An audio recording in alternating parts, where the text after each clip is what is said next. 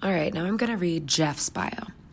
Jeff is from Arizona, and he had a stroke and became right side paralyzed. In 2011, Jeff and his wife at the time were driving home from Flagstaff, Arizona, pulling a 30-foot RV with their truck. Suddenly, Jeff could not grab his can of Coke. His wife noticed that his face was drooping and his speech was slurring.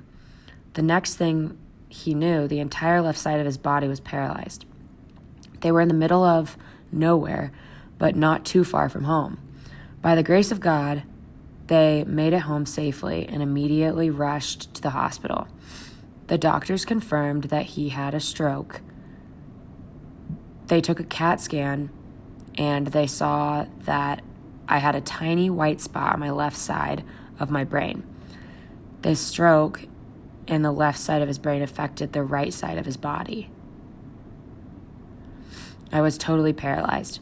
When we got home, I came crashing into the doors, running into the walls, and falling. He went through intense physical and occupational therapy after the stroke and continued his exercises as he adjusted to his new reality. He uses multiple assistive devices, a power wheelchair, a custom scooter, a walker, and a cane. Jeff also had to relearn how to write. I had to learn how to write with my left hand. I was a righty for 60 years. He learned how to be patient with himself as he climbed the learning curve of his new limitations. Jeff mentioned that he slowly began to realize the many obstacles that he never knew existed.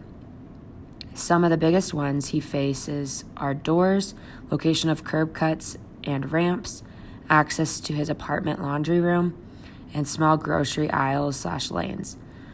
Doors can be difficult for Jeff. If they do not have the blue accessibility button that opens the doors, you have to open the door yourself. It is hard to open the door and still hold on to your walker. He has noticed that at his apartment, he has ventured far out of his way to get to the curb cut or ramp to the parking lot. When he is using his walker, that extra distance can cause him to tire easily. In his apartment, the laundry room is right off the kitchen, but one of the two doors to access the laundry room is blocked by the refrigerator, so it is extremely difficult to enter. He manages, but he is considering discussing alterations to that area of his apartment with the building.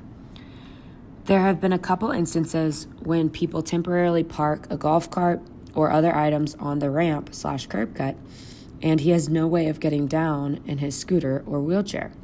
This frustrates Jeff because it shows that people who are able-bodied can be oblivious to how their actions affect those who rely on the accommodations provided for them. In grocery stores, he also runs into shoppers leaving their cart in the middle of the aisle, and he cannot get past. One of the biggest complaints about grocery stores is the size of the checkout lanes, and the inability to comfortably navigate through the clothing racks and aisles. Jeff hopes that people can become more aware of their surroundings and understand how their actions can affect those who are disabled. He appreciates his daughter and the other family members for their support.